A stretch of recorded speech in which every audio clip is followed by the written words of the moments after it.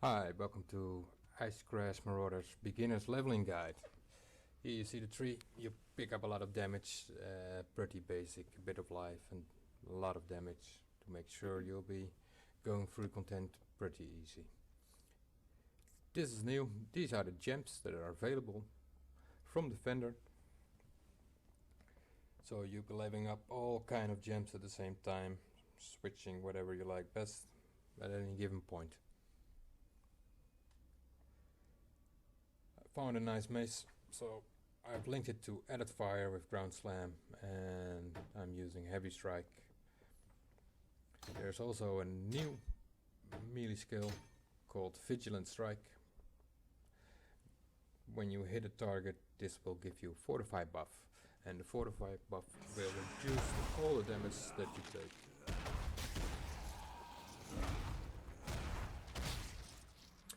This is the final ascent to the last boss of Act 1, coming up to Mervale. Want to increase your single target DPS, so that means linking Added Fire to Heavy Strike.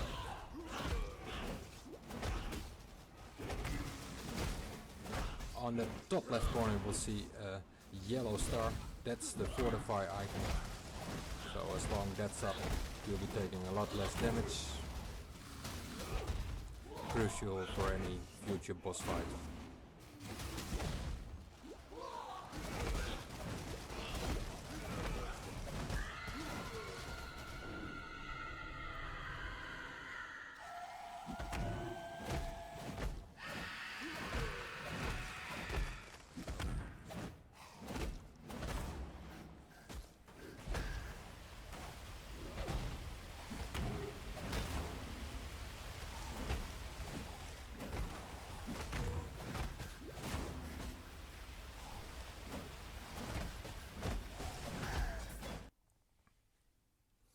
Here are the new rewards for the Crypt quest.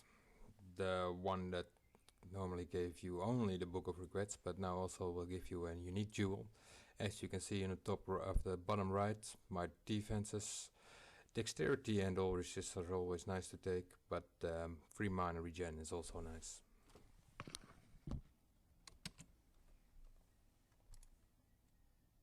Here we see the old rustic recipe.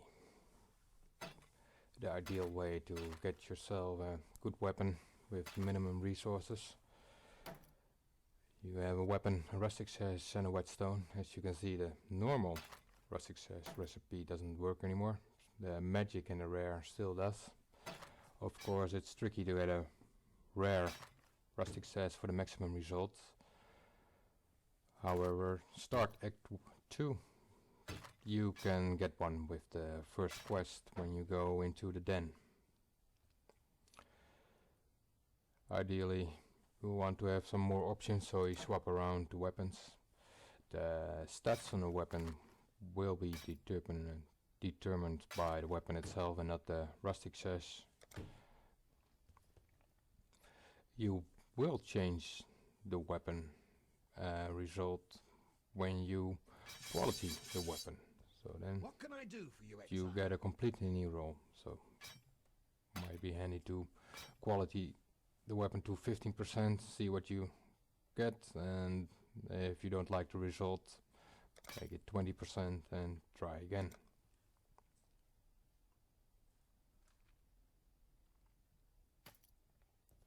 Another day in As you can see, this is my second character. I already have some stuff in the bank. But the idea is pretty clear. With the minimum amount of resources you get a decent weapon.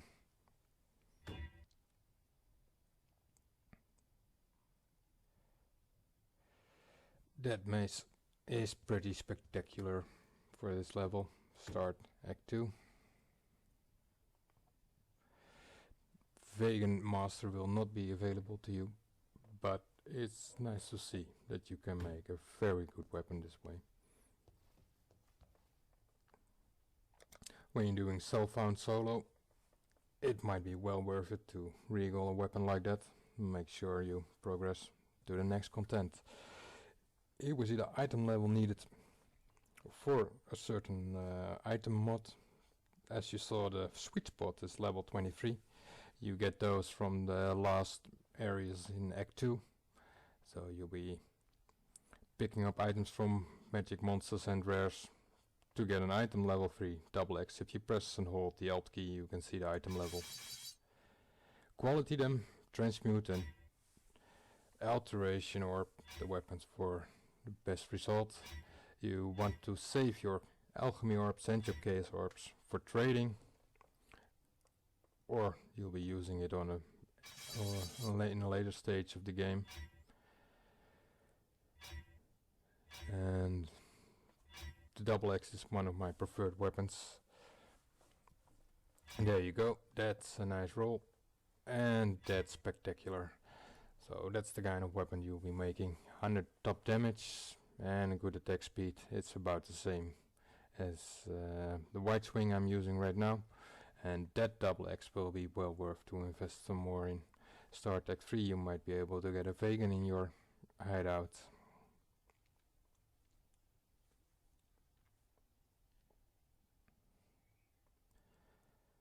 Yeah, that's all solid stuff.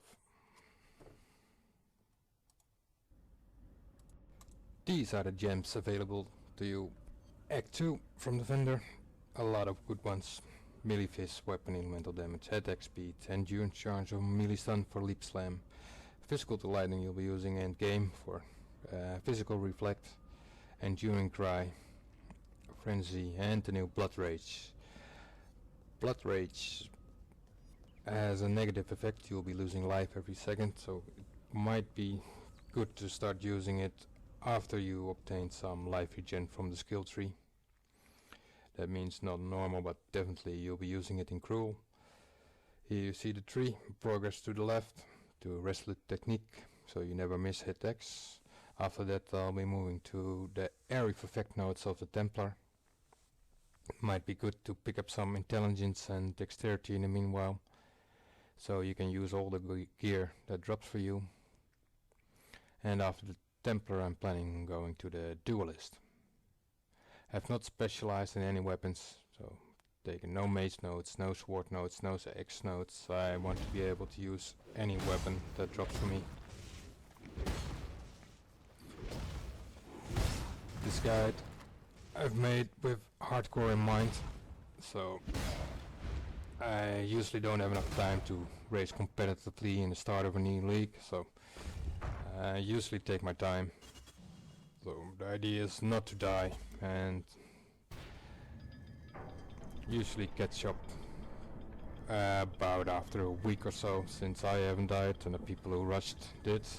So you start out around top 1000 and after a week you'll be closing in on a top 100. It's good enough for me. So for the boss fight again, upgrade your single target DPS with heavy strike, and yeah, well, most people know this fight. It's pretty straightforward.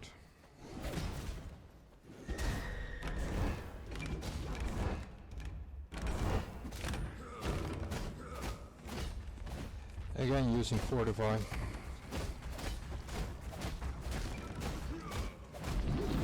And that's it.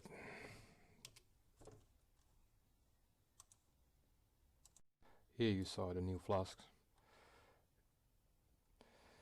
They have been changed. The level difference is a lot smaller, and the amount healed, it upgrades in a much more fluent way. Still, I like to upgrade my flask X3 when things starting to become tough.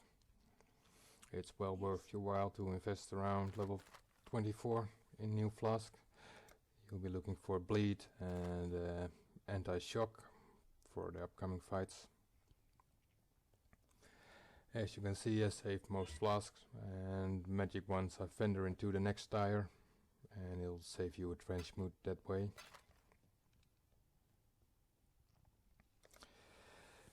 This is especially important in hardcore.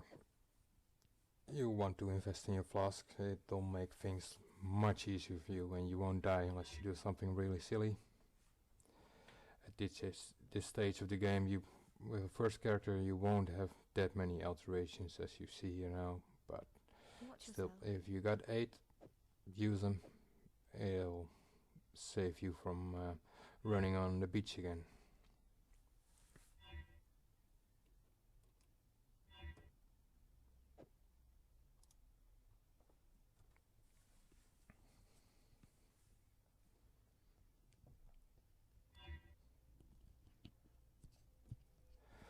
So take your time as usual. It's hardcore, take it easy, relax in town, juggles on loot. It won't get you killed. And once you satisfied with your setup, continue. It's always wise to check your vendor's Act 3 after every level. 4 links are available from the vendor, so you want to check it out.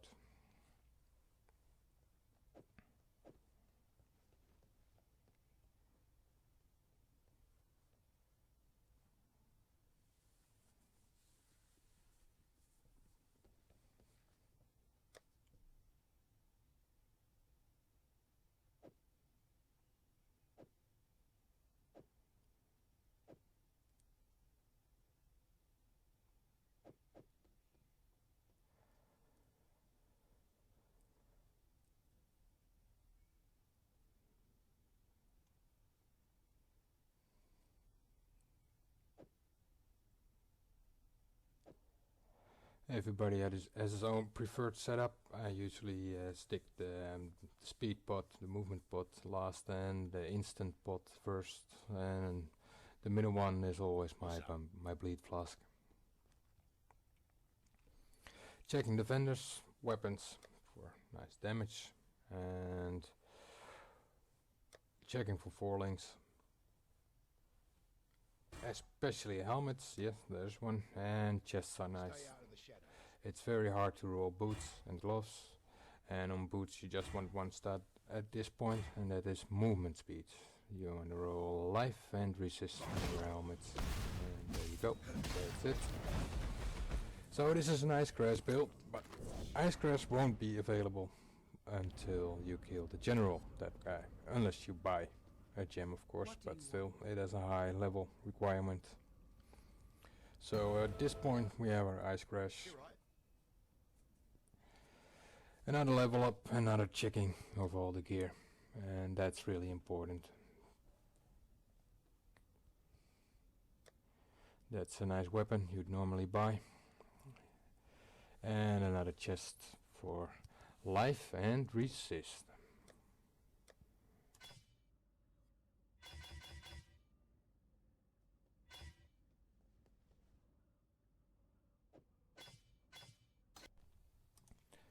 Ascending to piety.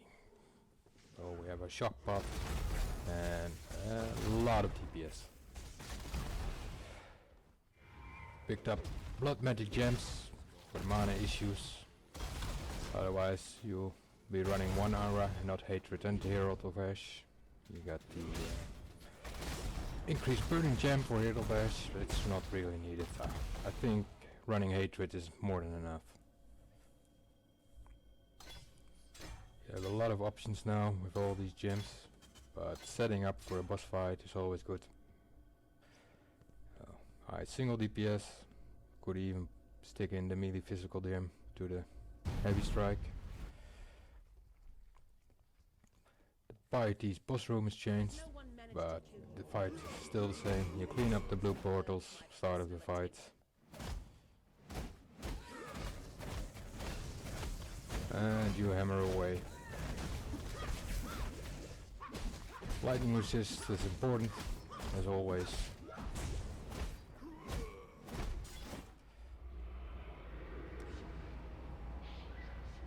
But when prepared, piety shouldn't be giving you any trouble whatsoever. So we've reached the area of effect nodes. It's handy for Ice Crash, and Act 3 gives some very good gems. Fortify, Blood Magic, increased duration for Blood Rage, the increased burn damage of course for Herald of Ash, and Curse, Warlord's Mark. So the build really starts getting shape around Act 4, ending Act 3.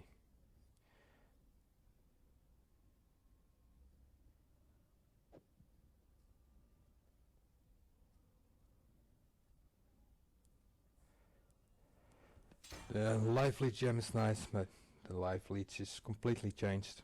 I'm not sure if it's worth running, but probably best to just run Blood Rage. It will give you enough leech.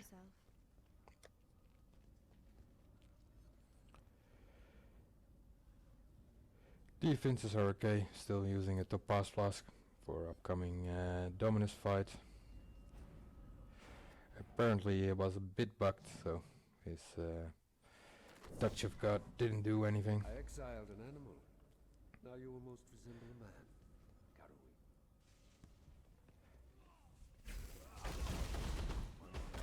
So I've linked Ice Crash to Fortify, so you get the Fortify buff.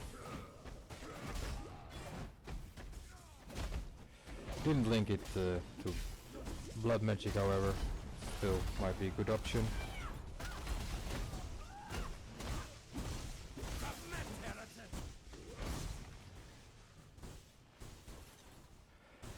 It's always good in hardcore to take your time. Don't get swarmed by monsters. The bottom area is a good way to fight. You have a little wall to line of sight your opponents. And especially when Dominus spawns, you want to get away from the ads. Just lure him down, take your time.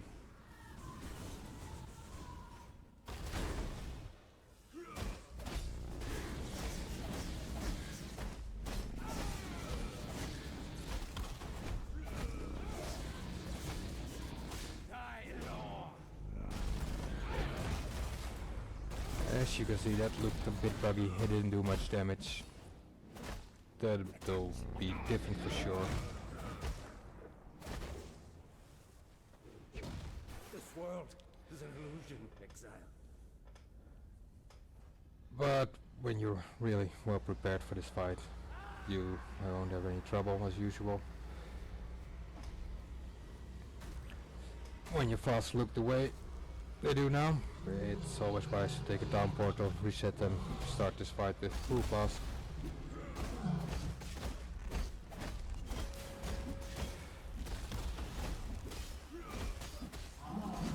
But since this is normal, you should not have any trouble at all with Act 3. You probably know the fights.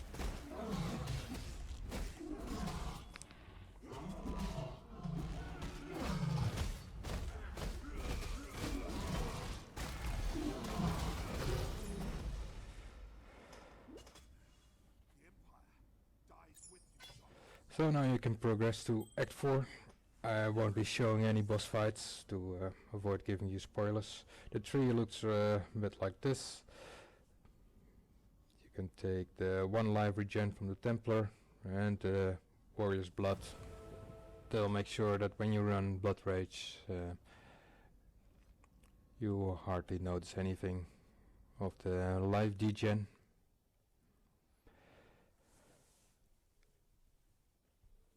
So now there's a new thing, it's called divination cards. You can turn them in. This also means that you can carefully pick an area where those cards drop and grind it if you're uncomfortable with your gear. This is one new area I'll show you, the aqueduct. It looks like the ledge, long hallways full of monsters, so it's very good to stick around and upgrade your gear. Running Loop Slam with enduring charges on stun, combined with the Fortify gem, giving you the Fortify buff each time you leap into a pack, so it's very tanky. The Ice Crash, it's not linked to Fortify but only damage, so you leap in and you kill the pack. You leap in and again. So that's the idea. You leap, you get tanky, and you stand close and you kill the monsters. These are the gems available to you. Act 4, when you finish it up, all the big gems are here, so you can complete your build in normal. I prefer to link cast when damage taken with Warlord's Mark. You can also pick multi-strike for heavy strike. Multi-strike, however, does not work with Ice Crash.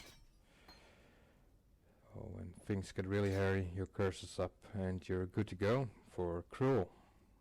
Cruel Act 1 will be much easier than Act 4 or Act 3 for that matter. I found a Joffrey's Mace. That's a weapon you want to buy. You can pick it up for 3-4 chaos.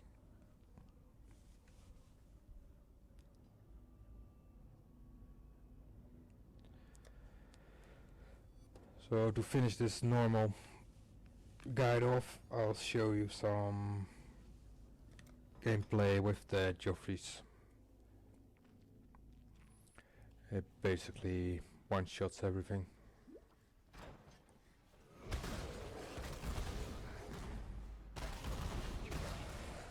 So as before, you leap in, you finish off the pack. You leap in, you finish off the pack.